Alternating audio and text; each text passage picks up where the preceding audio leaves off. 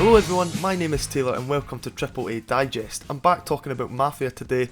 I'm not dead and neither is Mafia, damn it. So following yesterday's video, here's part 2 of Mafia 4 learning from Mafia 2. And this is all about the negatives, so if you want only the positives regarding the game, it's in yesterday's video. So let's go. So number 1, mission objectives and the level design. Now although Mafia 2's linear mission structure is something I'd love to see in a potential Mafia 4, it's not without its flaws. A majority of the missions consist of drive to a specific location, shoot all the targets and drive home. Although a good number of the chapters did well by bringing Vito and friends to different locations, making each chapter distinctive from one another, yet Mafia 4 can learn from that lack of variety in regards to each mission's level design that were, dare I say it, sometimes very basic. Number 2, lack of activities, which cannot be denied. Learn from Mafia 2's failure to finish their side mission chains by including a selection of side missions from established characters that are well developed within the world, with each preferably matching or nearing the standards set by the main story missions. Fill the city with activities, races, mob hit contracts, loan sharking and mini-games like pool, slot machines, poker, etc. All in all, fill the open world and add the depth the Mafia players have been asking for years. Literally years.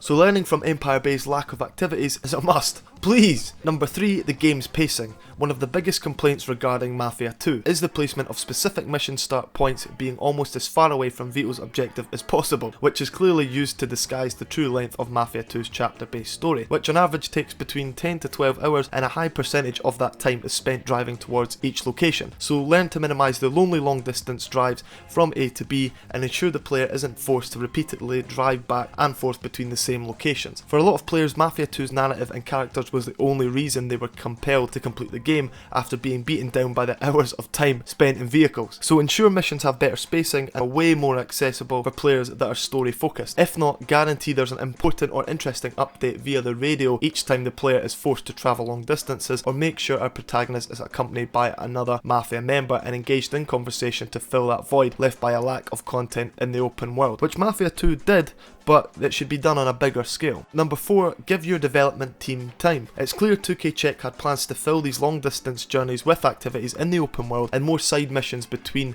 Vito's long distance drives, yet due to development costs and lack of time, certain side mission chains were simply cut and left unfinished. With a jobs legend on the map, it's clear certain side mission ideas weren't complete in time, leaving us with very empty open world and thoughts of, what a waste. However, it's something 2K need to realise. Learn from pushing games out the door to reach a release window. They made the same mistake in Mafia 3, so please don't do the same with Mafia 4. Number 5, free roam after the main story. So one of the more obvious negatives to learn in regards to Mafia 2 is the fact the player is unable to free roam after the completion of chapter 15, and witnessing the credits, our experience simply ends. You can reload your favourite chapter and free roam from there, yet for many players that simply isn't enough, and we obviously need the option to explore the world after the final mission in a potential Mafia 4 to discover unexplored parts of the city and to finish up collecting those playboys, you feel me? Now honourable mentions is the slightly weak enemy AI, although that was simply a sign of the times, pardon the pun, the stealth and Maria Scaletta, Vito's mum's talk to him scene. I'm sorry, that voice annoyed me. Talk to him, talk to him.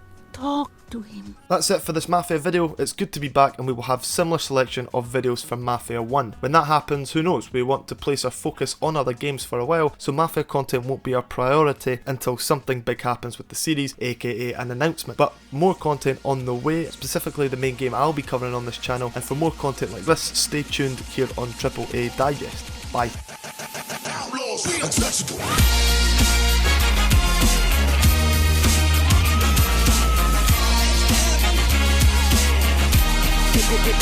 Get